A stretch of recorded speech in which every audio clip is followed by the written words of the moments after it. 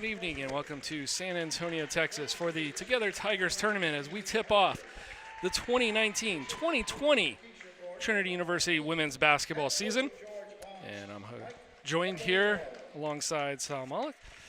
And so, your thoughts on today's matchup between the George Fox Bruins and the Trinity University Tigers? It's going to be an interesting one tonight, Josh. I was just reading up a little bit on George Fox. They brought in a new head coach for the season, Michael Coppolino, coming over in replacement of the former head coach who moved to D1 Portland University. So we'll see how he fits in with this team. Perennial powerhouse here in D3 is George Fox, so it'll be interesting to see how the Tigers do against a team coming all the way from Oregon. Yeah, you mentioned perennial powerhouse. We've got a couple of those here. The game right before this one, as I mentioned, Together Tigers tournament. St. Thomas out of Minnesota taking on East Texas Baptist along with George Fox. I'd say three of the teams that I think have been perennial ranked top 20 the last 3 to 5 years, and even going back a little bit further than that. George Fox usually makes a trip down to San Antonio every couple of years, and we're happy to have him here. And I think it's just wonderful that teams that are ranked high getting a chance to play each other. It sort of reminds me of the way that D1 basketball is kind of kicking it off at the Garden with all the top 4 teams. Not quite exactly that with what we got here in this tournament, but I tell you, it's going to be an enjoyable one. And for the number 8 ranked George Fox Bruins, you know, Trinity's going to have their hands full. I talked to Coach Cam Hill earlier today and just asked him, like, you know, how he's feeling about the season, and he is super excited to get going. And he's really happy with the group of young women that he's got here on the court. And so he says, you know, every day is a challenge, every day is something new.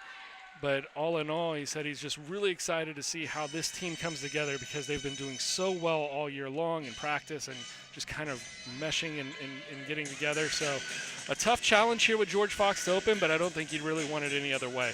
Yeah, this Tigers team looking to prove something after a 22-5 finish last season, suffering defeat in this SCAC tournament at the hands of Texas Lutheran, who we saw beat our men's soccer team today. So shout out to TLU, but Trinity looking to start out on the right foot here in the 2019-2020 season as we are underway here. Tip controlled by the Bruins. Immediately we have a whistle off the ball, I believe. Yeah, watching that last game, the officials were very whistle happy there, that game between East Texas Baptist and St. Thomas. Man, that fourth quarter seemed like it took about 2 hours. There were fouls down to the very last few seconds in that one. That one finishing 15-point victory for St. Thomas. Controlling the ball will be Emily Spencer for the Bruins. She's guarded by Jordan Rudd. It's Haley Stobridge looking around from the outside wing, getting it inside. And there's foul going to be called. The shot attempt goes up by Emily Holder. And underneath with the coverage for the Tigers, it'll be Haley Coleman, and that's already number 2 on Coleman. So we will probably see her exit here for the sub. Coming in, Kelly Simmons. Yeah, unfortunate. 2 fouls in the first 26 seconds of the game. Not how they drew it up. Starting lineup, Abby Holland out there, along with Emily Daniel and Julia Ackerman for the Tigers. And for George Fox, we mentioned Spencer, along with Holder, who's shooting 2. They're joined by Kylan Coleman, and then we've already mentioned Stolbridge. And they are joined by Haley Hartney. The starting 5 for both teams. We are underway, and it's quickly 2-0 Bruins here. George Fox in the blue, Trinity in the white. Cross court now, Jordan Rudd for 3. Can't get it, but nice job right there by Simmons. Kelly Simmons already coming in off the bench, pulling down a board, going up, getting fouled. She'll go to the line to shoot 2. Yeah, anytime you get those second chance possessions, it's always a key to victory, especially early on with that battle down low.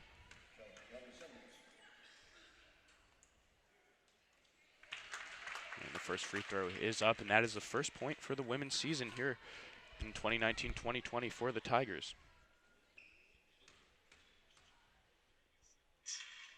Simmons with the second one. That's also good. So both teams with 2 points, all coming from the charity stripe. Interesting, Josh. We're already seeing a full court press here from Trinity. Maybe try to upset that George Fox offensive rhythm.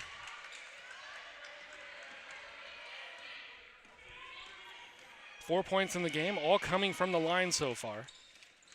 Spencer dribbling around will finally concede it over to Holder. Holder now trying to drive in. Simmons on coverage. Now they're going to kick out far side. It's Coleman missing the three. A Coleman and a Coleman. A little bit different spelling. It'll get a little confusing. Kick out, Julia Ackerman for three. Wow, wide open there was Ackerman, not a Picking up where she left off in 18-19. Julia Ackerman, a sharpshooter from downtown. Tigers have a 5-2 lead here. Minute and a half gone by. And that press almost worked right there. The press almost working, but instead it's going to be a foul, I believe, going against Jordan Rudd. Yeah, this is a Tiger team that is a good shooting team. It was that last game of the season against TLU where their shooting actually failed them, shooting just 24% from three on that game, losing that one by 7. But that is a strategy that they have been known to employ, going to the three-point line quite a bit. Of course, with any game, if you shoot the ball well from downtown, you're probably going to be in pretty good shape to win. But talking to assistant coach Joe Schottland, he said if they can shoot the three well, they figure they can be in almost any game. Trinity receiving votes coming into the preseason. A nice cut to the hole there from Spencer, and unable to finish on the layup. Rebound over to Trinity, and Ackerman will throw it over to Rudd, and Tigers are across half court. Emily Daniel will pull for three.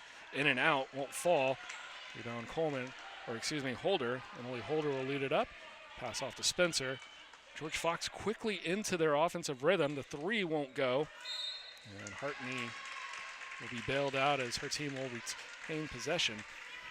That one off the Tigers. Fast tempo early on here. Yeah, shot clock at 20. Yeah, liking what we're seeing so far from Trinity, getting open three-point opportunities here on a few of these beginning possessions. Oh, nice little inbounds play there. Emily Holder wide open. The 5'11 senior from Tacoma. Able to add 2 more points to her total. She has 4.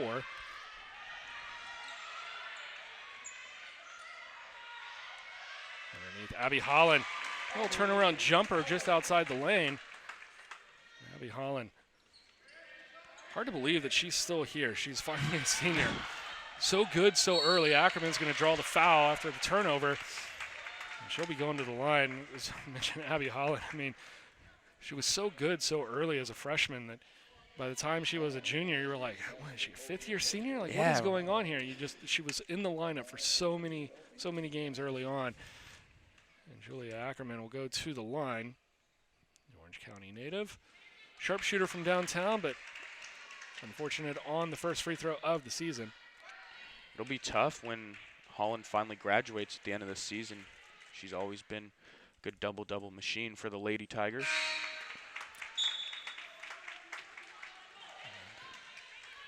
I mean, Holland with a couple of monster games last year. Let's see if she's the same scoring machine or if she's going to look to help the Tigers balance it out this year. As the Bruins finally break the press, get it across half court. A nice little fake underneath, drawing the foul. And that is Coleman. Yeah, great drive there. Mentioned the first game here for head coach Michael Capolino for George Fox coming over from Mount St. Mary College. And it's crazy the turnaround he led that program to. They were 5-20 back in 2013, 2014, and then he turned them around to have a 23-6 record last season. So definitely a sharp basketball mind here. George Fox knowing what they're doing, bringing him in. Previous head coach Michael Meek was 230 and 35 during his time here. So very winning program indeed in Oregon. That's not too bad. Yeah, I'd say not. 195 over 500 is going to get you a D1 job. Oh, yeah, absolutely. As he's now coaching at Portland, so best wishes to him out there. Holland just got called for a travel.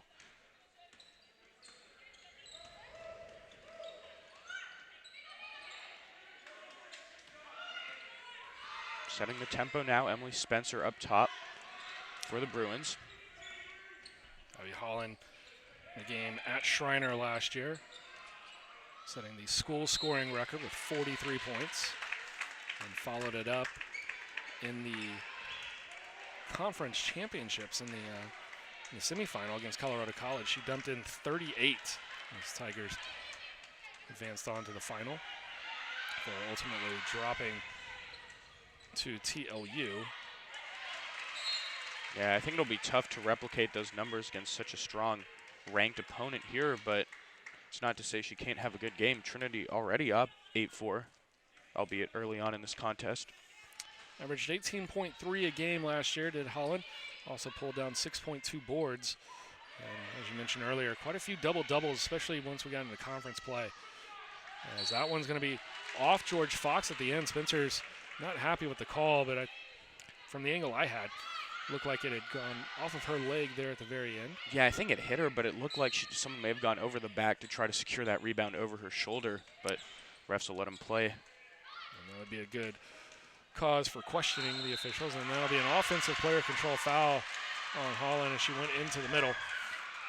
2 early turnovers here against Holland. Looks like George Fox had a strategy to defend her. She already got called for a travel early on, and now the offensive foul. So, yeah, not a bad strategy. Take away leading point scorer from the year previous.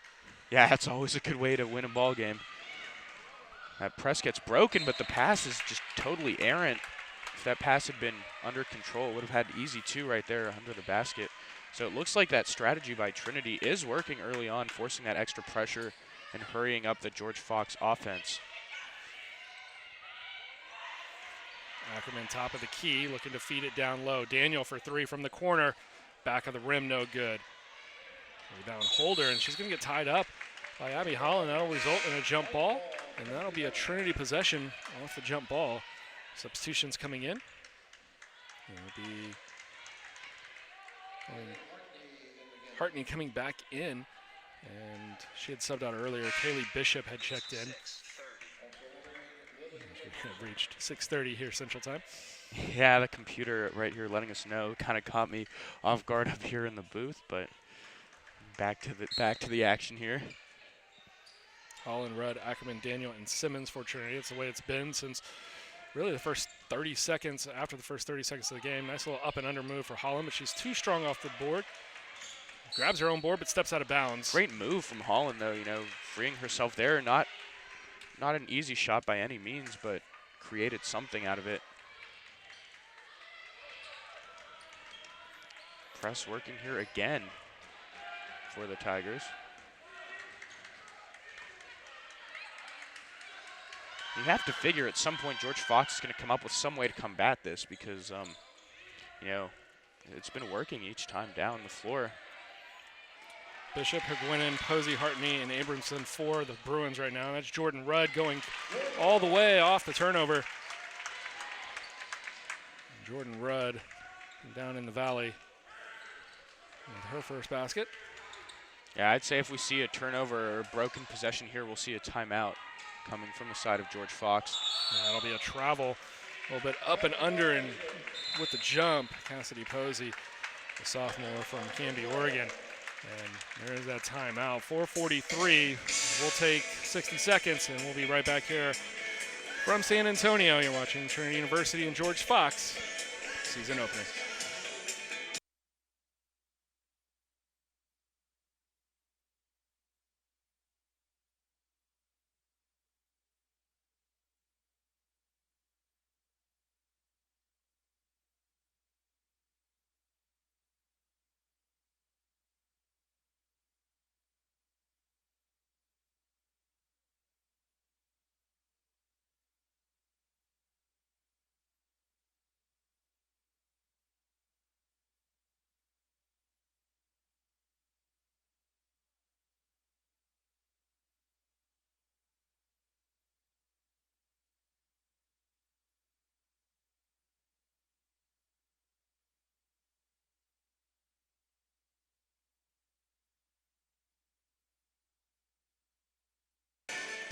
.445 left here, first quarter.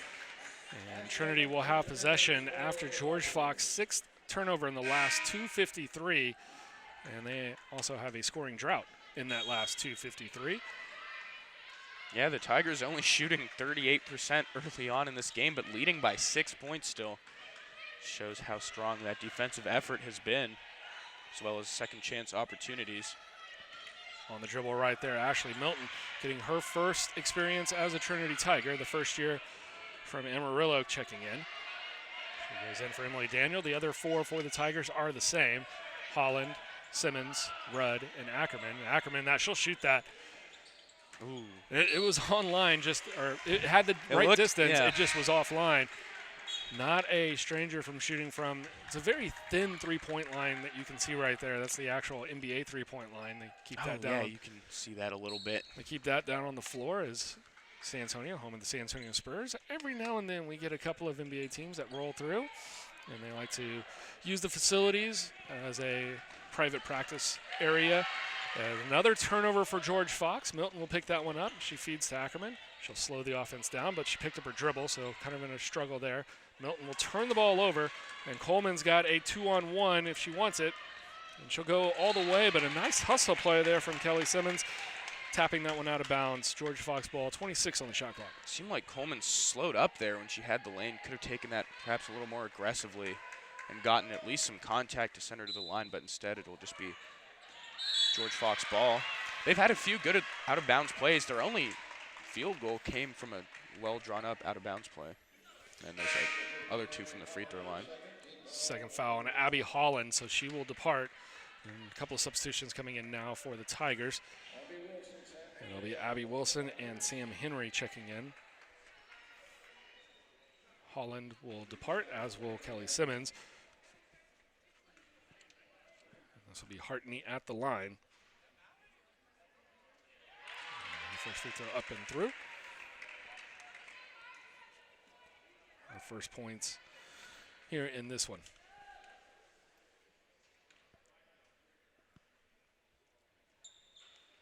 In and out. And it's going to be a rebound over to Wilson. And Wilson getting her first experience as well, the first year from Alda, Oklahoma. From Ada, Oklahoma, excuse me. There's that 3 ball, just a bit off. Good to see the young players already getting some action early on here against the 8th-ranked opponent.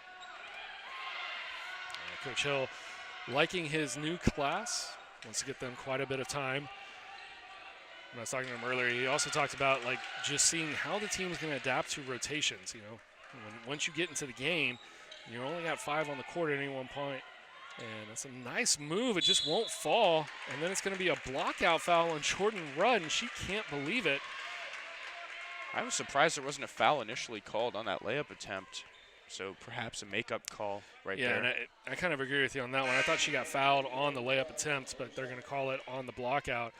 Now they're trying to explain to her it probably was a foul that she was moving around on the block-out, but one that you don't see called that often. So it'll be Spencer to the line. Emily Spencer, the senior. Knocks down the first. Yeah, George Fox getting to the line often early on in this one.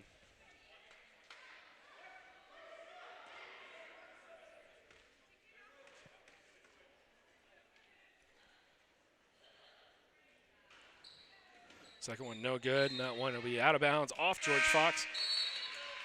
There were 2 going for the rebound, and that usually results in bad things. So the ball over to Trinity. It'll be Sam Henry as Jordan Rudd checks out. Emily Daniel comes back in for her, and Henry will take over duties at the point guard position. That's her far wing now with it. Wilson cutting through. Ackerman will have it on the outside wing. Now Wilson, left-handed 3 from the corner. Her first shot attempt as a Tiger will fall. And the Tigers have a 13-6 lead here early on. Emily Daniel's going to get that one. And a nice job by Emily Daniel. It'll stay with George Fox, but what a defensive effort for Emily Daniel.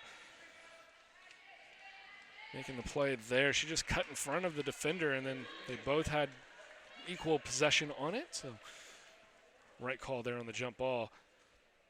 George Fox will take it now. But the nice thing about, even when you lose possession on a jump ball like this, when it's the other team's offensive position, all you've done is basically flip the clock, and now you're going to get the next jump ball. And sometimes that just really, even though you didn't get the possession right there, foul on Trinity, it really has a huge positive impact. Right, no downside to going after the ball, especially, you know, if you get tangled up there. Yeah, the worst they can do is call a jump ball. They won't get you for a foul there if there's no body contact. But they hold her back at the line. She knocks down the first one. The second one, no good. Rebound for the Tigers. It was Milton. Daniel's going to get called for the travel. Yeah, that shuffle step there, trying to make the drive. And they'll call that every time. The official was right there next to the play. George Fox still without a field goal in the last 5 minutes and change here, but able to keep things relatively close, all things considered. Spencer brings it across, trying to beat the press all by herself. And Daniel's going to take the brunt of the blow right there as she gets hit in the face, but she's going to get charged with the foul. She reached in and stopped the momentum of Spencer. So she takes the brunt of the foul, but also has that personal foul in the book now. Yeah, the Tigers committing 8 fouls here in the first quarter. George Fox has been in the bonus. All of these fouls will result in free throws on the defensive side. 11th free throw for George Fox, but unfortunately they've only converted 6.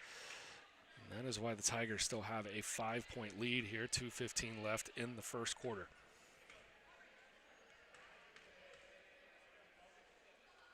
Spencer 2 for 3 so far. They get 3 for 4. Interesting piece of information about Coach Mike Coppolino for George Fox is that he has 2 World Series rings from being a clubhouse attendant with the Boston Red Sox in the 2000s. So if you ever see him, ask to see what those look like in person. Emily Daniel for 3, and she knocks that down. Emily Daniel on the score sheet now with 3 points. That one deflected out of bounds. Nice defensive effort from Abby Wilson. You mentioned that. A lot of ties to the Red Sox. Of course, Trinity baseball head coach Tim Scannell from the Boston area, and we brought down Babson last year, and Babson right outside of Boston. But their head coach for baseball team, one of the bullpen catchers, or one of the bullpen assistants for the Red Sox during the summertime. And what an incredible steal right there from Milton, and then able to keep her footing so she didn't travel. Yeah, great defensive effort from the Tigers. They limiting George Fox to single digits here, but all those Red Sox connections, interesting way to spice up this broadcasting. I didn't know all of that information beforehand. Everything ties back to the Red Sox in some way. It's going to be a rebound for Milton. All over the stat sheet right now on the hustle stats. Very promising start to the season here. You know, if the Tigers are able to continue applying this much pressure against such a good opponent here, there's no telling what they could do this season. Ackerman's going to shoot that and knocks it down. Julia Ackerman, her second 3 of the first quarter. Julia Ackerman now with 7 points. Yeah, Tigers opening up to their biggest lead of the game here now in double digits, 19-9. I can see why Coach Cameron Hill was super excited about getting to see his team in action. We'll see if they can keep this pace up over the next 30 minutes, but my goodness, the first 10 have gone really well. How was that not called a travel? Either way, it's taken away, and the foul called against Emily Daniel. George Fox. I'm wondering the same as you where that call was. I have no idea.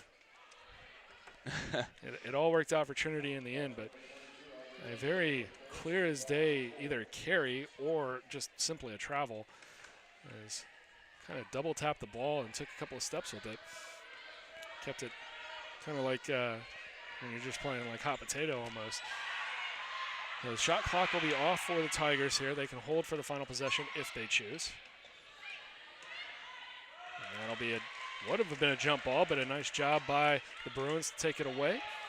That was Aubrey Baker. Looks like there it is, blocking foul. She's still moving. Yeah. Trying to draw that one. Sam Henry. And, you know, there's always so much debate over what's a blocking foul and what's a charge, but that one looked pretty clear to me. And if you're, either one of these coaches, you're going to take those types of fouls. One of the players trying to make a play, trying to get over and hustle, and eventually they're going to get those to fall. Coleman's first, rims out. I guess the way George Fox has been shooting from the free throw line, not all that much harm in trying to take a gamble on that play, but she splits the free throws. 10 points, George Fox in double digits. Now Trinity with under 7 seconds. We'll have to do something. The three, Milton in and out, no good. And George Fox will grab the board, and that will be it for the opening frame. The Trinity Tigers come out, and they are looking like they are in midseason form. 19 points here in the first quarter. Also their defense holding George Fox to 10. We're going to take a short break. We'll be back for the second quarter here in just a moment.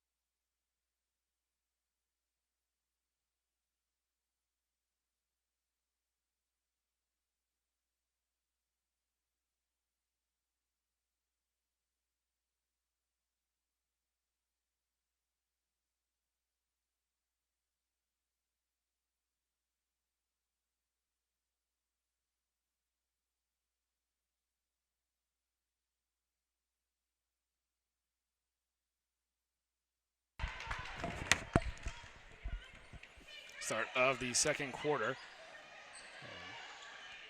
Trinity's going to come out, picking up where they left off.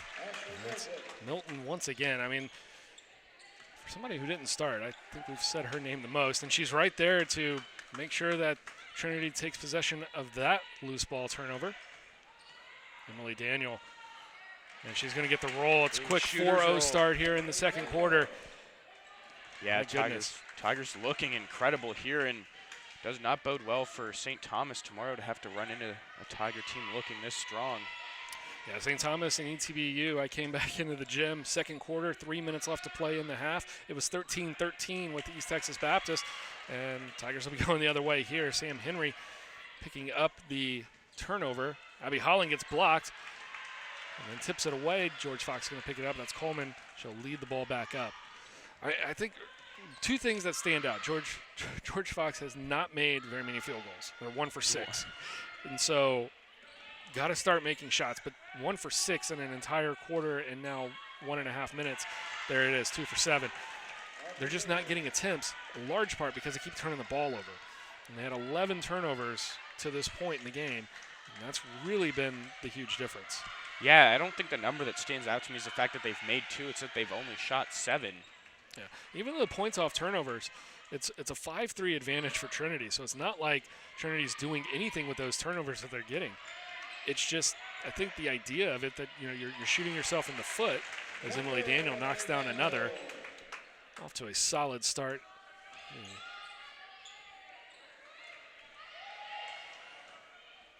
Tigers go back into the press. I mean, it's a good press, but I don't understand where George Fox is struggling with this. Yeah, there's another turnover. Sam Henry trying to draw the foul. Probably would have been better with a complete jump stop trying to go up on that one. I'm just not watching. It looked like Henry was almost able to take another one away. And I think that's what I talked about. Like, Trinity gets turnover, and they go down and miss a shot, and George Fox gets a rebound. Points off turnovers, 5-3. It's not a significant difference. Trinity's up 13. Mostly because they can't hit shots, and they're not getting a whole bunch. That's Simmons, who's back out on the court. Henry, Holland, Milton, Daniel, and Simmons for the Tigers. Coleman, Bishop, Huguenin, and Baker and Posey for the Bruins. Far side, Abby Holland. And there's Milton now top of the key. Abby Holland only with 1 basket so far. That's the most interesting part of this scoreline for me, as you see this 13-point lead early on. Emily Daniels got 7. Not going to add to it on this possession. Chance now for George Fox to get a little closer with an open 3-point attempt, and it's pure.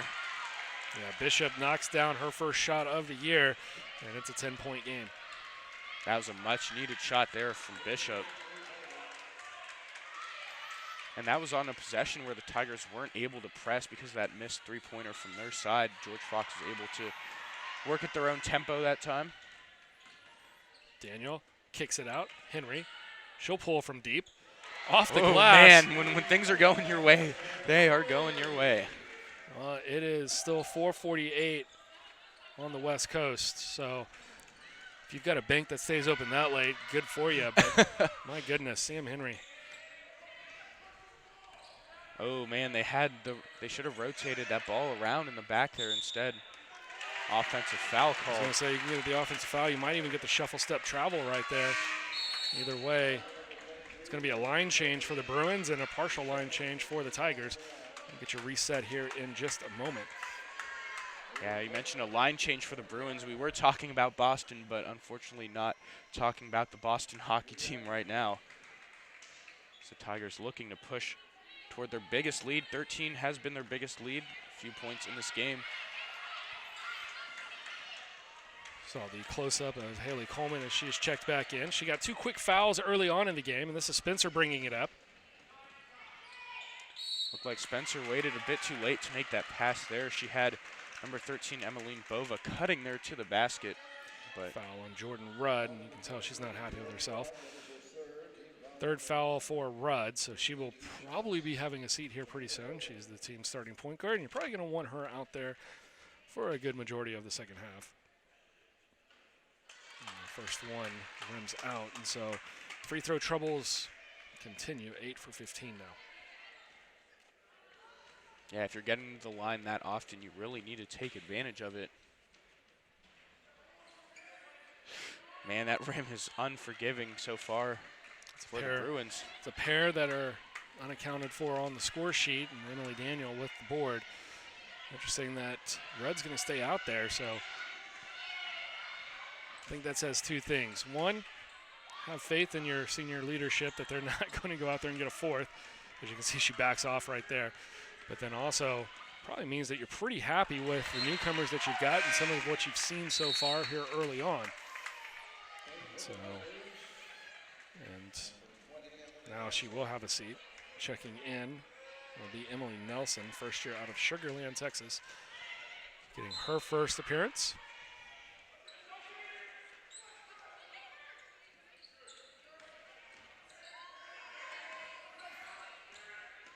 Coleman, there's a foul, and then it was a good call. It was late, but it was a good call. And that'll be her 3rd. Yeah, whistled for those 2 quick ones in the first minute. First 30 seconds of this one. Now back in the foul column on the stat sheet. And Simmons come back in. I wasn't so sure where I saw it, but I imagine she was still moving, not standing straight up and down as she was pleading her case for. So looks like the official did get it right. Yeah, she came down. She hit the arm of Holder. And she finally gets that one to fall through.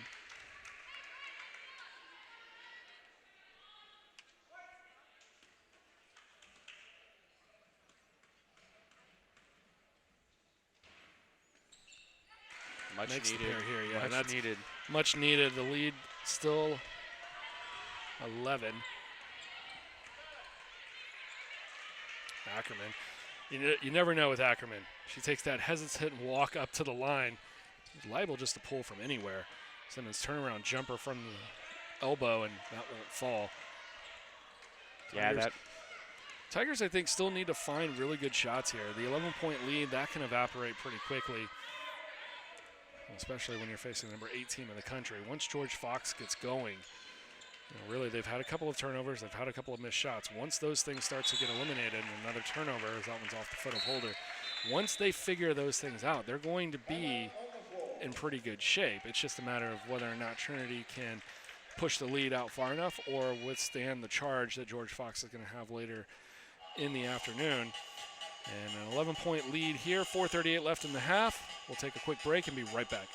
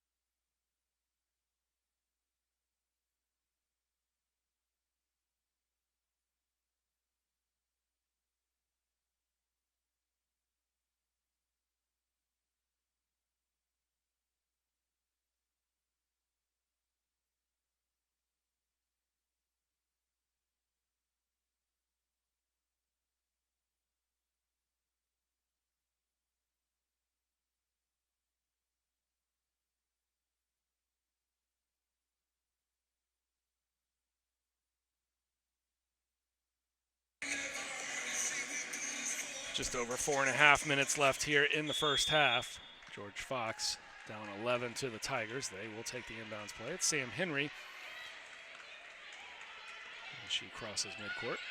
Yeah, you mentioned that the George Fox Bruins will never really go away. I mean, they're the number 8 team in the country for a reason, and you can't imagine that this number of turnovers will be a steady, trend throughout the entirety of this game.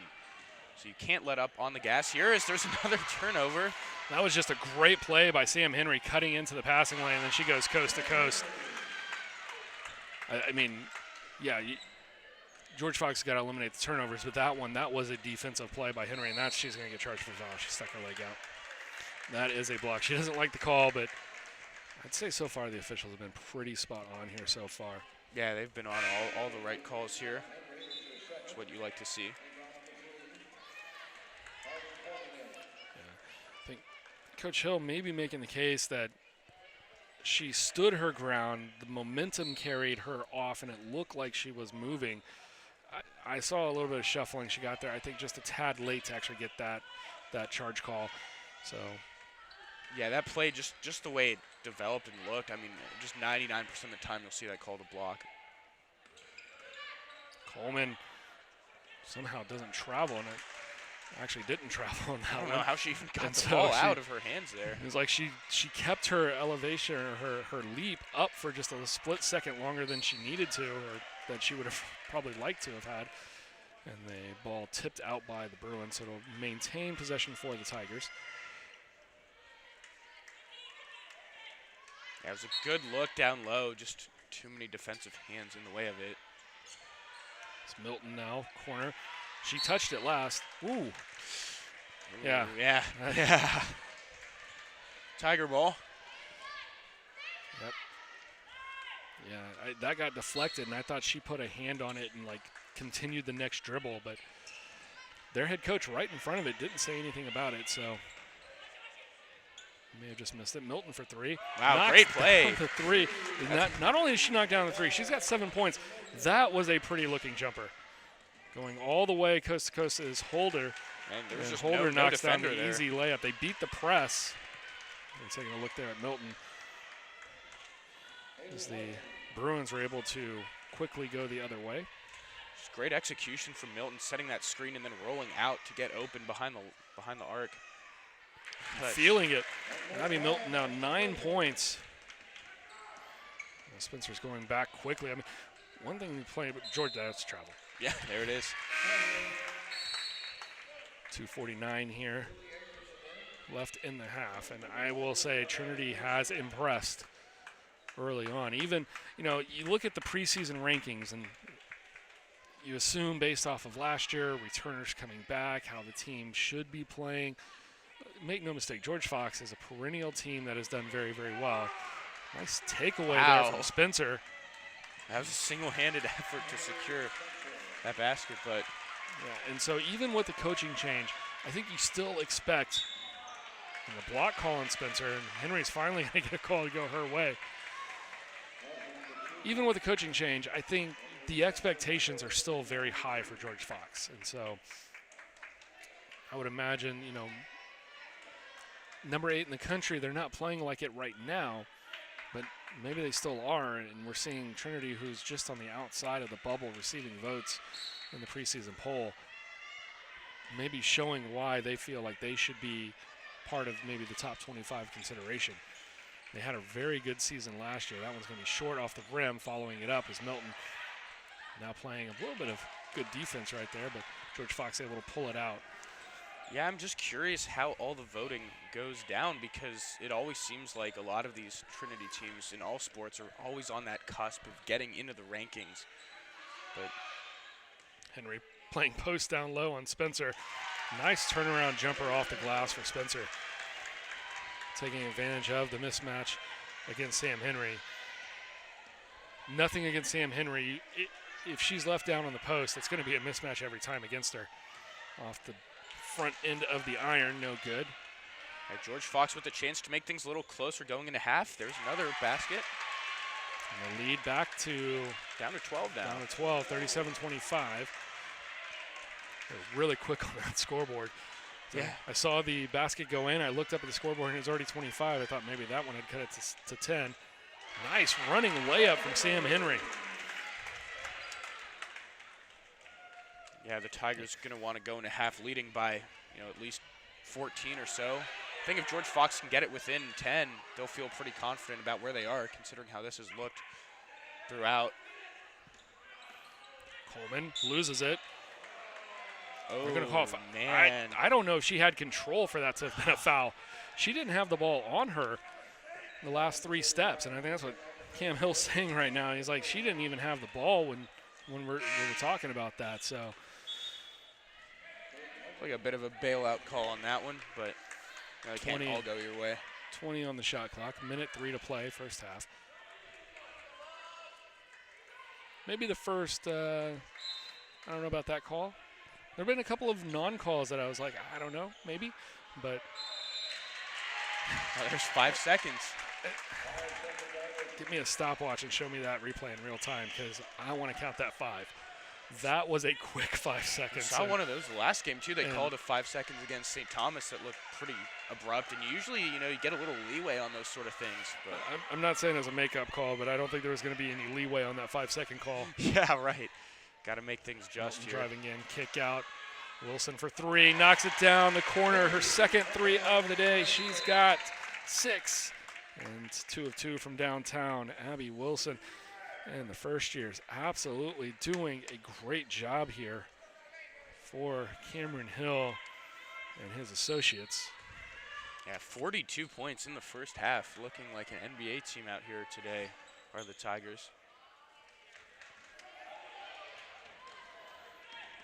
Tigers hit 50. I think Airmark concession stand should get us all something. Yeah, I agree with you on that. And the Tigers got the ball back on that block. Went out on the George Fox player who shot it. And wow, there's some argument there. One more look at that one. Yeah. Man, that was great. That was a great play. You have to imagine there's some frustration brewing on the Bruins side of things. Fortunately, they will get a few minutes to talk all of this over, regroup, and come back out. Yeah, for Trinity, you almost don't want to go into the locker room. Yeah, games are not won at halftime. They're won at the end of the fourth quarter. So still have to play as hard as you did in the first half. 10 on the clock. Henry. Now she looks around. Oh, nice cutback. Couldn't get the shot to fall, but great job there from Milton. Now Coleman, time running down. She's got 2. Finally gives it up. 3 to beat the buzzer. And it's going to be short, and that will be the first half. And the Trinity Tigers 42, the George Fox Bruins 25. And a fantastic start for the home team here. Get a good look at the numbers. 16 of 33, Tigers just under 50%. Impressive thing about that, George Fox only 17 field goals attempted. 3-point field goals, 7 of 16. The Tigers are shooting from downtown what George Fox is shooting in the game, and that's going to be a big reason why the Tigers are up 17 at this point. We're going to take a break for halftime, 14:53 and counting down on the clock, and we'll be back for the second half in about 14 minutes.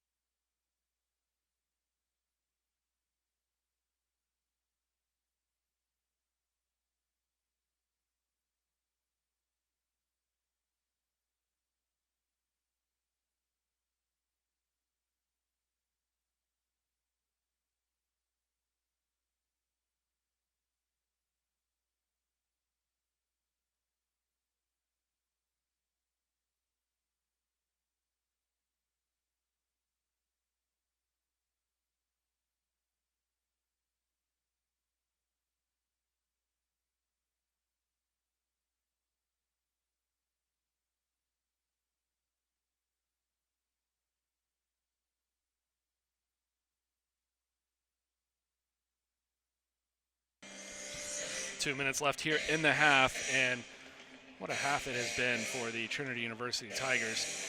42 points. Leading the way for them is first-year Ashley Milton. 9 points on 4 of 7 shooting, 1 of 3 from downtown.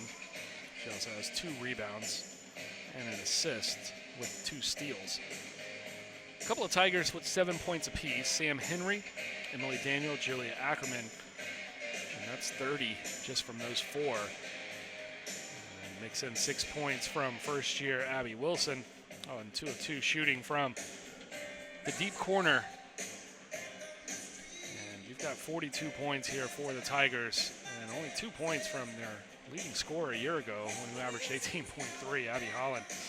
And so it's got to be a comforting feeling for Abby Holland that she's no longer the one that they have got to look to necessarily to handle some of that scoring load and let her kind of work her way into the games, because she is still a complete player all over the rest of the court. We were looking at it a little bit earlier on the visitor's side. Emily Holder with 11 points on 3 of 3 shooting and 5 of 8 from the charity stripe. But 7 of 17 for George Fox in the game. And they were 1 of 5 from downtown, 10 of 18 from the free throw line, and 14 rebounds, but 17 turnovers. And Trinity, by contrast, only 8 turnovers.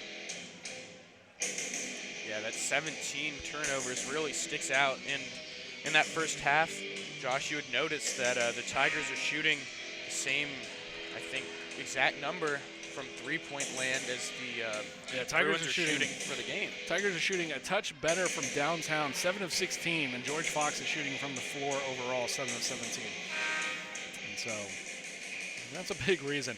Another big reason, we were looking at it at the half, talking about Coach Cameron Hills. He starts his 7th year here for Trinity. He's won 20 games every year he's been here. He's 137 and 32 overall. And looking to get off to another hot start for the Tigers.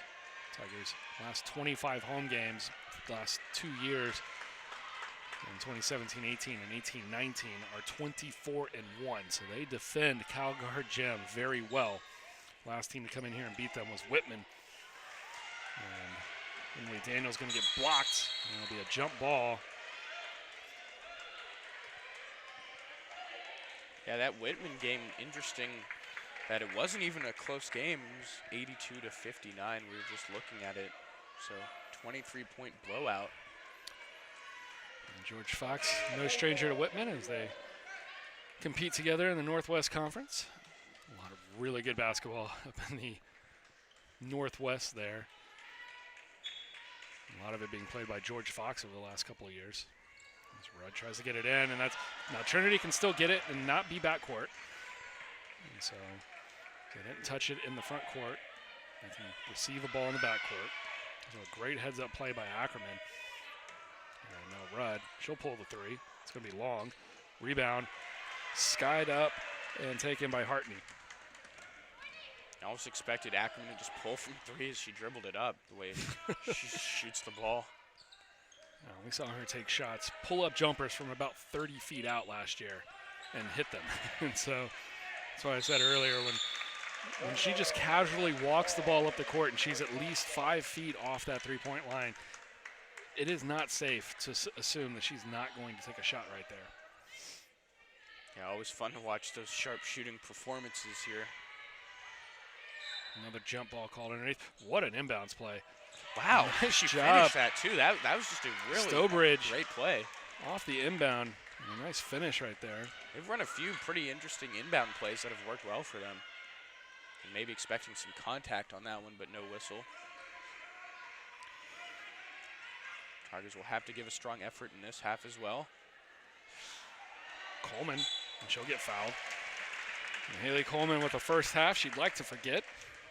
Only Tiger in the minus on plus minus.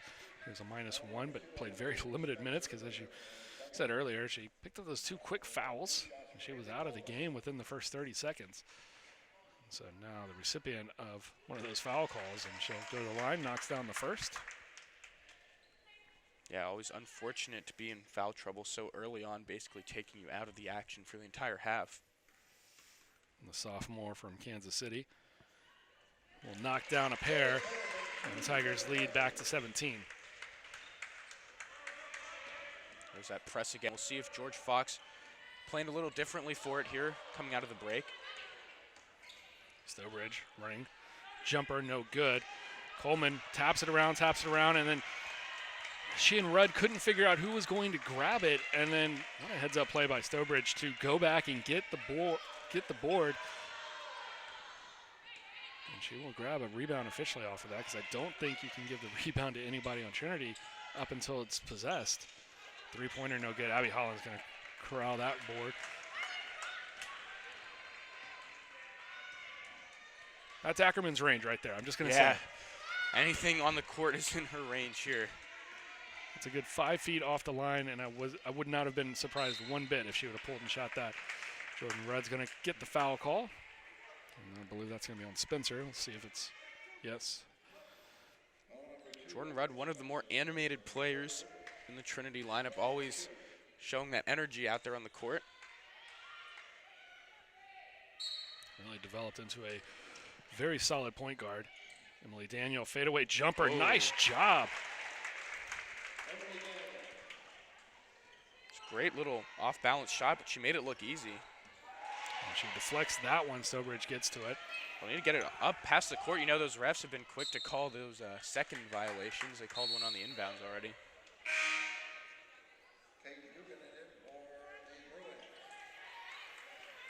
I have to go back and double check the rules. I don't know if we still have backcourt or the 10-second violations. I think they took those out. Okay, I would have to get the official word on that, because I know in pro basketball they have the 8-second violation, which is hardly ever a problem, but the shot clock different here than the traditional 24 seconds. It's crazy because so many of the rules I see proposed, our coaches go to the conventions and pull up 3, no good. That one taken by Huguenin. I don't mind the way the shot clock is here at 30, 35 seconds.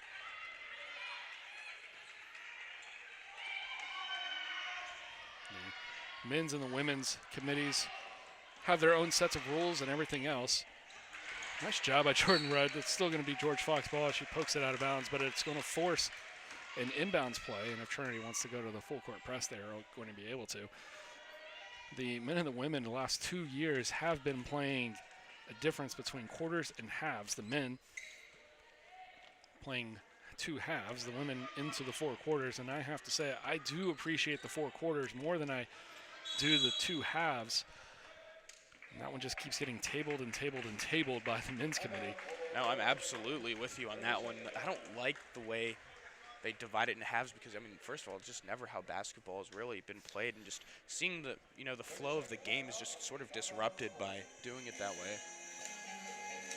Yeah, you get an added timeout basically with, well, not really an added timeout. In the men's game, I guess you're taking away a timeout if you go to halves, or if you go to quarters, because you get media timeouts at 16, 12, 8, and 4.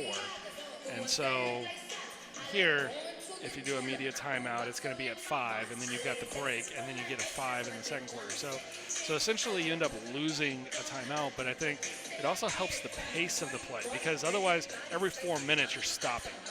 And in a men's game, from what I've seen the last couple of years, there have been some really good men's games that just stop for a media timeout when they really shouldn't, because the pace of the play has been so good that when they go to that stoppage, then the next 4 minutes are just kind of dragged out, and then another media timeout, and then the team kind of picks it back up, and you've got 4 great minutes of basketball.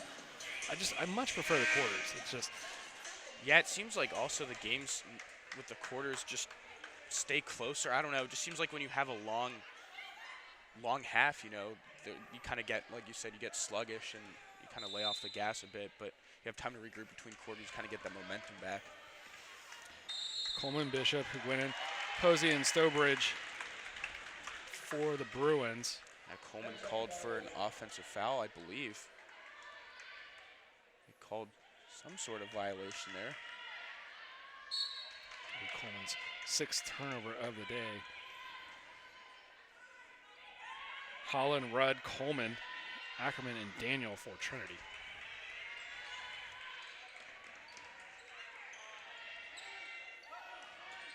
Oh, they had Holland there in the paint. They've been a little hesitant to use her too much. Daniel driving in, turnaround jumper from the elbow, off the back of the iron. Coleman grabbed the board and it was deflected away. We'll maintain Trinity possession, 20 on the shot clock.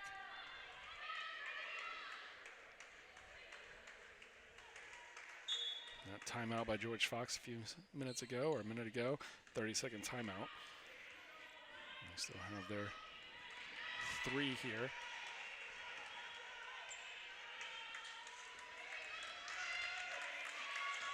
Ackerman forcing that one into Coleman. Fortunate to not have that one turned over. 3 on the clock. That one drew the iron, but Trinity can't get the board. And Daniel's going to somehow, watching her do that, she decided that she was going to go to the right, made the correct call, was able to get the ball back into the center, and that's where her teammate was. A very heads-up play. And she saw that the whole way. Jordan Rudd with the floater, no good. Haley Coleman puts back up. Might have drew some contact, but nothing severe, and she just misses that one. Game moving at a fast pace once again. Good Posey look underneath, down low. and she's Stowbridge with a nice look inside. And Posey gets the easy layup. Back to a 17-point game. That's where we were at the half. Yeah, Posey on the board for the first time. The first shot she's taken all evening. So across the way at center court, tomorrow's opponent, University of St. Thomas out of Minnesota, the school with no home after next year. So their conference has said we've had enough, and they have voted them out. Interesting. So, do you know, I guess, what the development's going to be with them after? I guess they'll just move conferences. They likely play as an independent early on, but there has been talk of St. Thomas moving up to Division I. And there's even been talk of, normally if you jump from Division III to Division I, you have to do it in a process where you go Division III, Division II, Division I. And there has been talk of a waiver system maybe even being implemented to where St. Thomas could just jump straight D3 to D1. And we got a timeout on the court, 4:46. The under 5 media timeout. We'll take 30 seconds and we'll be back in just a moment.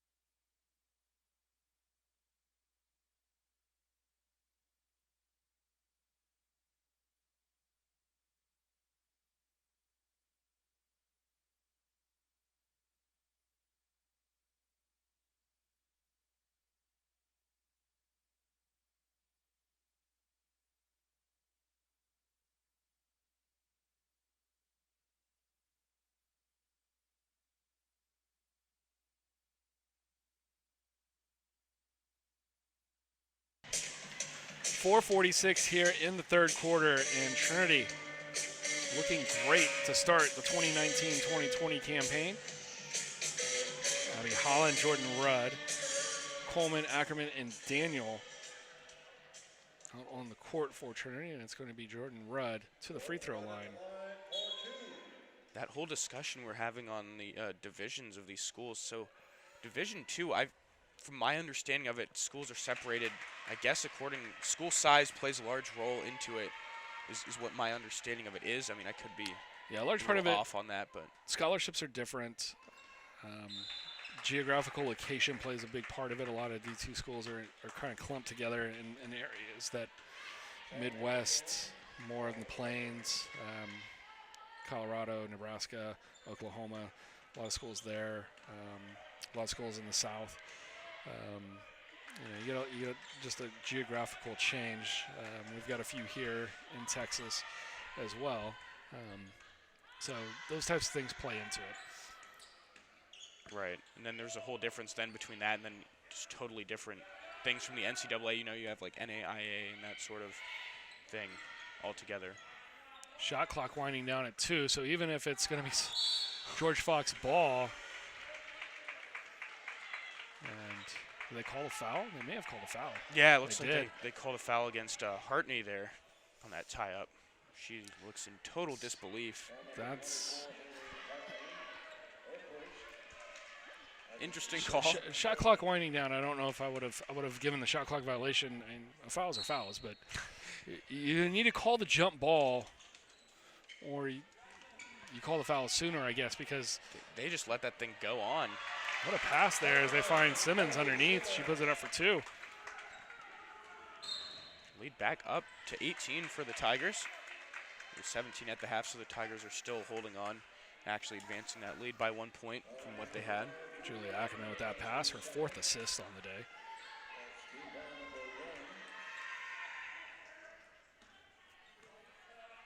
Sam Henry guarding Spencer. Spencer with a behind-the-back play. Now she's going to take it to the rim. Wow, that was a great play. Nice highlight reel play for Emily Spencer. Now Sam Henry's going to take it back the other way. A little hesitation step, pull back. It's going to be a 3-point attempt for Milton. And Milton's got 12. She's got the high in the game. And the Tigers lead 19. George Fox 3 of 3 on their last field goal attempts. So they definitely had to improve, and they've come out in the second half doing so. Now 11 for 25 in the game. Yeah, the Tigers, though, trading bucket for bucket, and they'll take that for the remainder of this one. You know, there's only so much time left in the game. Have a full quarter and 3 left to go, but officials are going to confer on this play.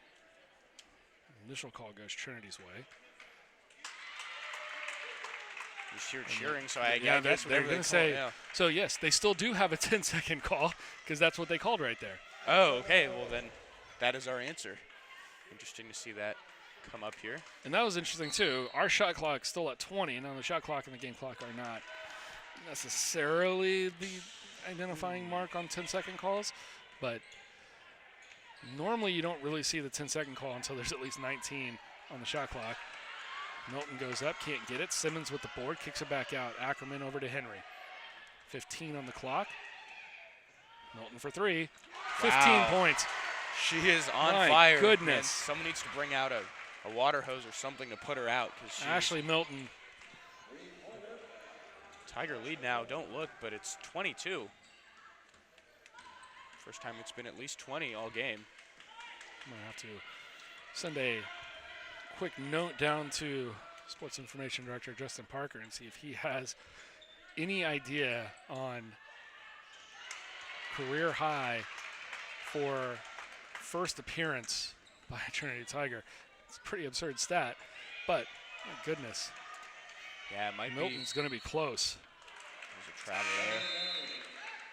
It's always a lot of those travels come, you know, trying to make a drive to the basket. That initial step is what'll get you if you don't put the ball on the floor first. Just getting a little too eager. Yeah, I think so many wing players try to, I guess, maybe protect the ball a little bit, so they keep the ball back instead of putting it down, and that, you know, their first step is kind of a crossover step between the ball and the defender, and it just makes it tough. And it's a call that we see, I don't know, 800 times a year. Oh, yeah. It's called really often. It makes you look like a genius up in the booth because you call it ahead of time every time. It's right there. So another turnover forced by the Tigers. It was just a poor decision right there, and the Tigers come back. Daniels 3, no good. It's going to be rebounded by Holder. It's now 22 turnovers against the George Fox Bruins today. 22 turnovers, the lead 22, now 19. Emily Spencer knocks that one down. She's got 12. Yeah, we just saw Spencer make a really good-looking drive to the basket just a minute ago, so maybe her efforts can bring George Fox back into this one. Trinity slicing through the press like a hot knife on butter. Yeah, it looks like George Fox is starting to try more of a hard press, similar to what Trinity's been doing. Maybe see if they can get some cheap turnovers forced around half court. And there's a turnover. Stowbridge. Nice play up to Spencer. She gets it back to her. Oh, wow, no call there. No call there. And then the second one, no good. And Stowbridge, that's going to be kick off Trinity, so it'll be shot clock reset to 20. So they gained a second on the shot clock. Minute 24 left in the half, or in the third quarter. Yeah, I'm surprised that they didn't get Holland there. So, you know, especially on fast breaks, officials are usually quick to blow whistles if there's any sort of contact on a blown layup, but George Fox's coach is going to get a warning, I believe. yeah, I'm not sure what I don't know if it was because of where he was. He's on the floor, but I'll be honest, you're always going to be on the floor, especially here at Trinity. There's not a lot of room right there. Oh, yeah, So- that line is so thin. So, you know, there's not a lot of room for the table and then where the seats start. And so if they called him for being on the court, that's just interesting because we see a lot of coaches, as long as they are not interfering with the play, 5-6 feet into the court. But he might have said something, but either way, he gets a warning. And a heads-up play by Spencer. Spencer really feeling it lately. They're going to need help. They're going to give that back to Trinity. Man, the referee that was right on that play was the one who was asking for help. So looks like the official closest to us just have to make a quick judgment call. Yeah, not sure if anybody actually saw it. Yeah, that's the thing. I mean, I don't think I actually saw it either. No, I'm I not sure assumed either. Spencer was going to take it, and I looked down for a split second, and then that ball. Yeah, she let it go. I think she let it go to maybe sell it to the officials the official wasn't buying it. Maybe Holland's going to force that, but draw a foul. I believe Holland still only has that one basket, which she got early on. So we'll see if she can get a few more here from the charity stripe. Strobridge called for the foul. Abby Holland going to the line. And she knocks down the first bucket. So 3 points now for Holland. Has the least amount of points of all the players on the court right now for the Tigers. Makes 4.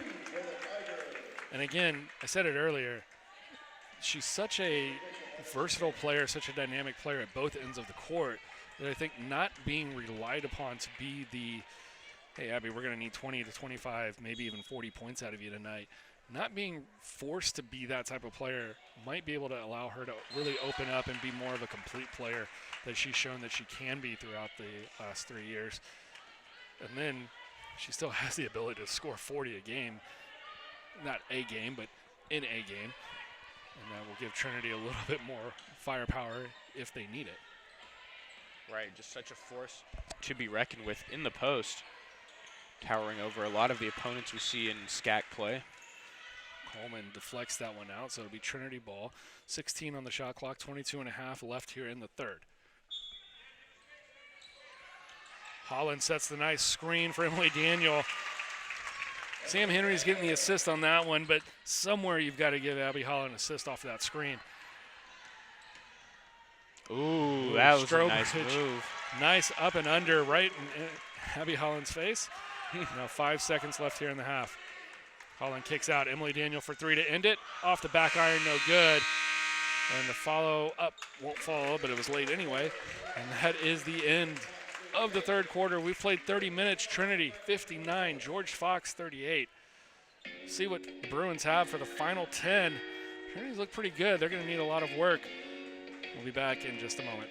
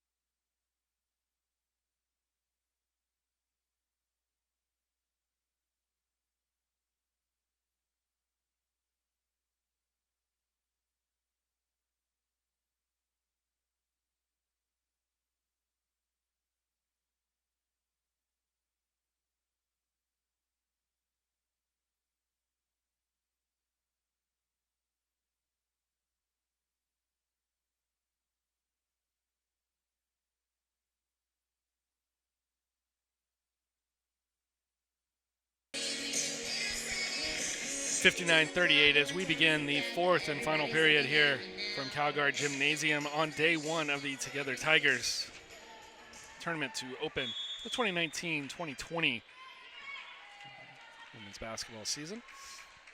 Trinity, I don't want to say they look like they're in midseason form, but they have come out of the gate really well to start the year. Yeah, they've looked impressive all evening long here, leading by 21 as we start this fourth period. Little jump shot pass. And the assist for Abby Holland as Milton has 18. Wow, yeah, we really need to get Justin on that statistic you were mentioning earlier about most points in a debut. And Abby Wilson's going to get called for the foul underneath. A nice job going up and under for Emily Holder.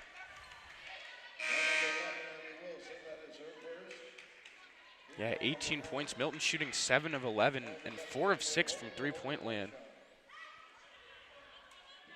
So really impressive debut for her. 18 points in only 18 minutes of action. Well, I'll say this. Milton can make it real easy if she scores another 12, because I think we have all 30-point games accounted for in school history as Abby Holland knocks that one down. She's up to 6. Oh, wow, they were really quick on that score update. I was trying to figure out if it was 64 or 66 because they were so quick saying with earlier, that. The official running the scoreboard is not messing around today. He's in midseason form as well as there's another turnover. Emily Daniel bringing it up. Wilson to Holland. 3-second call on Abby Holland. Yeah, interesting. I've seen a few of them today. I saw it in the last game, the neutral one that we saw between East Texas Baptist and St. Thomas. They called quite a few 3 seconds. Not something that used to see called too often. As I said in that game, East Texas Baptist and St. Thomas were tied 13-13, 3 minutes left to play in the first half, and then St. Thomas looked like a team that had been in the Final Four the last couple of years and kind of put the Tigers away. And that is going to be the opponent for George Fox tomorrow, East Texas Baptist. So that game, 3 o'clock tomorrow, and we will have that for you. Yeah, East Texas Emily Baptist. Daniel knocks down the jumper. Emily Daniel with a fantastic day so far, 13 points, 6 of 13 shooting. East Texas Baptist did keep it close to start the third quarter. They were down by 5 at half and then scored the first 2 baskets of the third quarter, but got no closer than that. And you can tell why St. Thomas is ranked as well as they are. Their defense looked impeccable. Trinity using the new NCAA stats scoring system, and one of the changes that we see here is the updated live stats.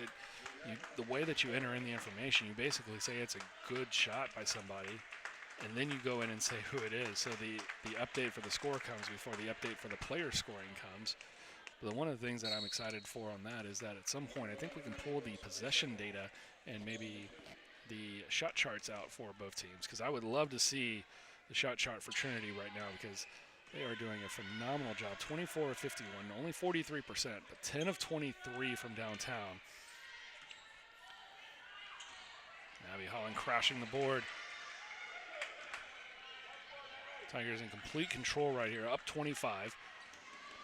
Just curious how long Coach Cameron Hill is going to leave this group in. Abby Holland, Ackerman established possession back inbounds. That's a really tricky play right there, and she did that very well. Now she's playing around with Jordan Rudd. And Rudd had that shot. Looked like she was just about to pull the trigger on it, but Coleman, far court. Rudd wide open for 3. Knocks it down. Jordan Rudd, 6 points, 2 of 6 shooting. Now 1 of 3 from downtown. Yeah, this game has gotten out of hand quickly.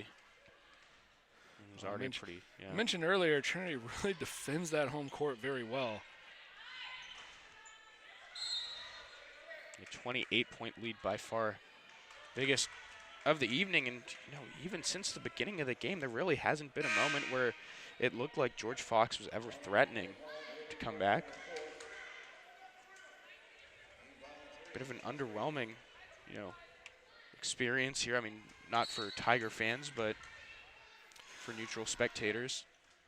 Well, the senior class here for the Tigers are 39-1 here in Calgary Gymnasium. So 15-0 their freshman year, 12-1 their sophomore year, 12-0 last year. Looking to Coleman add with to the that board. today. And getting off to a hot start here. And rushed by Emily Daniel, and then she'll reach in. Might have caught a glimpse of Cameron Hill down there, kind of feeling the play and the reach in. A lot of positive body movement, trying to not have his wing reach in on that play. Coleman shot off the mark, another board for Abby Holland. Yeah, Abby Holland might be making a late push to try to salvage a double-double. Probably now around 5 or 6 boards. 6 boards, 6 points. It kind of goes along with what I was saying. I mean, it just allows her to kind of become that more complete player and kind of fill in where the Tigers need her to be. I think it's a role that Trinity just really hasn't had in the last 2 years. Just somebody that can kind of be that type of a player where on any given night that they can go out and score 20, but on most nights when you don't need them because the rest of the team is firing on all cylinders, you've got somebody that knows how to step back and still stay completely energized, completely focused, stay within the rhythm of the game, and kind of contribute around that. And that's, as Julia Ackerman's going to have a seat. She departs with 7 points, 2 of 7 shooting, 2 of 6 from downtown. And two-sport athlete, Annie Wise, checking in for the Tigers. Annie Wise also a member of the Trinity tennis team. Yeah, quite some historically good tennis at Trinity over the years. Enough so, like, you know, you look at the 80s, really notable tennis success here. Dating back all the way to the 60s. That'll be off of George Fox. It'll be Trinity ball. The men's team of 1972 being inducted into the San Antonio Sports Hall of Fame, that being announced earlier this week. And that 1972 team, just a phenomenal team, defeating Stanford in the final. And of course, the teams from the early 60s that never got the recognition from the NCAA, mostly because when it came time to as Haley Coleman, they're going to wave that off. They call a foul on the it was well on the before, play right before, well before the shot. But the Trinity tennis team back, I believe it was the 63 team, might have had one of the greatest teams ever. All of the players that they had at that time decided to go play in the Grand Slam tournaments. I believe it was the U.S. Open at the time, instead of playing the NCAA championships. So they made the decision to go play as an amateur at the U.S. Open instead of playing as a team collectively for the NCAA title. So that gives you any indication of where Trinity tennis was back in the 60s and 70s and on into the 80s before becoming a D3 school, which they also took the men's and women's titles in 2000. A lot of top sports around here, I think. Nice little cut around and nice layup there for Cassidy Posey. And she has 6. Yeah, I remember hearing word around campus, and I don't recall who the tennis player was, but there was a player here who ended up beating, I believe, John McEnroe at some point. That might just be an urban legend, but I'm pretty sure there's some truth behind it. Yeah, handed him his only collegiate loss. That is some good history from Trinity. Foul down low. Ball will be inbound from underneath. Foul on Spencer.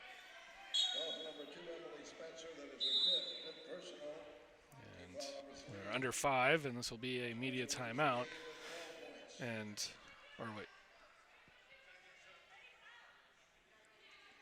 He pointed at the center table as if it was going to be, but it looks like the refs are still talking, so maybe. And there it is. So, yeah. So we just sit there and talk about something that we knew was going to be happening. But, yeah, Trinity women's basketball team back in 2003 winning the national title. And then majority of the 18 sports here at Trinity have, at one point in their Division III history, been into the Final Four or have done really well. The swim team has had national champions. All the team sports have done really well. A couple of sports still waiting to get to that next level, but men's basketball has been to the Elite Eight back in 2005. I think softball is really one of the ones that hasn't gone into the final site situation. New head coach here for Trinity, and Abby Martin's going to be trying to get the Tiger softball team back to where it was a couple of years back, over a decade ago, when they were perennial playoff teams.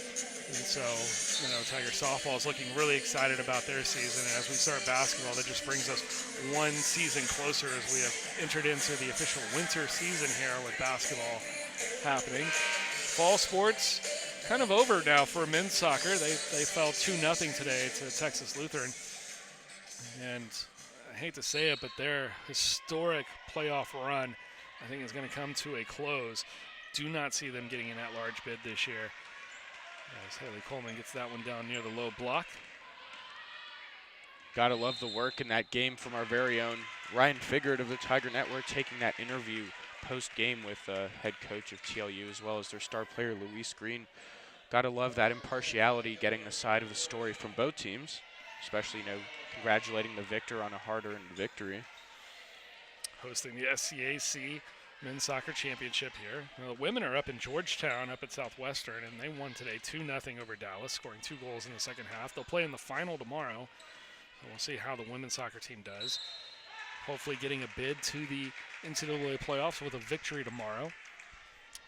On the volleyball side, Trinity improved to 32-4 as they defeated Austin College 3-1, and they will play in the final tomorrow as well. But the football team did really well today as they knocked off Birmingham Southern, winning that game 20-10, and moving to 7-2 on the year. And they still have an outside shot at making the postseason. And so, a lot of good things happening for the Trinity athletic program. Yeah, Tiger football fans are also Austin College fans here for the next week. Needing Barry to lose that game. Yeah, Trinity win with an Austin College win, and Trinity is into the postseason for the first time in a long time. Annie Wise for 3. Yeah, very winnable Comes up game. Short. And two-sport athlete Anna Gilliott going for that board, and I'll say two-sport athlete because she stepped in for the women's soccer team at times this year when they needed a goalkeeper, and her past experience in high school as a goalkeeper, she stepped up and performed a great role as the backup goalkeeper when duties arise, and then stepped aside as Trinity was able to find a backup as they've had some injury issues dealing with this year. And a nice running layup there for George Fox. That's going to be Emily Bova. And Emmeline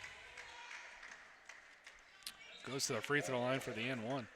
Yeah, I mean, there's still 3.5 minutes left for George Fox to make the scoreboard look a little bit closer. Trailing now by 24 with the free throw, potentially 23. That Tiger football team, though, playing against Rhodes for the final game of the season. Definitely a winnable one going up to Memphis. Jump ball as Annie Wise and Lily Abramson go up for it. Trinity men's basketball team will face Whitworth later today. That one, 8 o'clock in the West Coast. 10 o'clock local time here in San Antonio. Yeah, the Tiger men's team hoping to bounce back from what pretty disappointing 2018-2019 season. And the women trying to exact their revenge here as we are 3 minutes from the final horn. The men's team yesterday falling to the Bruins, 99-93, as they open their season.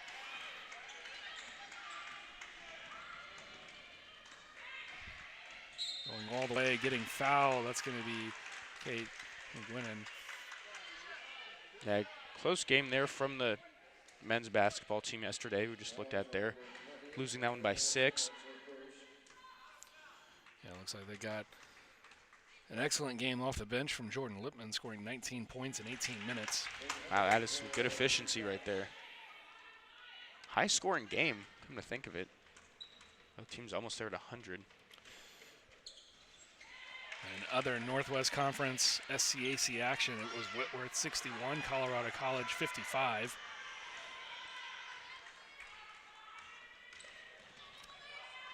Non-conference action for these two teams, and the 3 for Abby Wilson. She continues the hot hand now with 9 points on 3 of 3 shooting from downtown.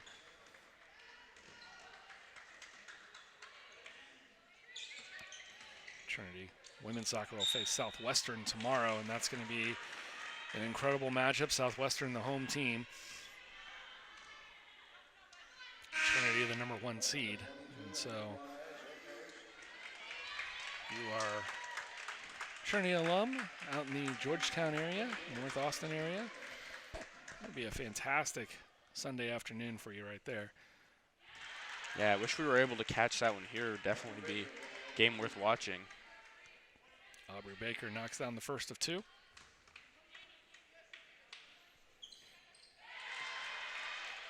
And tomorrow in Seguin, Trinity Volleyball will take on Colorado College, who won 3-1 over Southwestern today. And so those 2 top 10 teams in the country will square off for the SCAC title. I'd say both pretty much a lock to make the postseason. Trinity, I think, holding out hope that they might even be in a position where they can host the regional round. And that'll start Friday. So keep yourself updated. Could be some NCAA volleyball action here at Calgard Gymnasium. A little bit of a note for Tigers, as we mentioned that. The game next week against Hardin Simmons was originally scheduled for Saturday. That game's going to be now Sunday, and that has a lot to do with that volleyball tournament.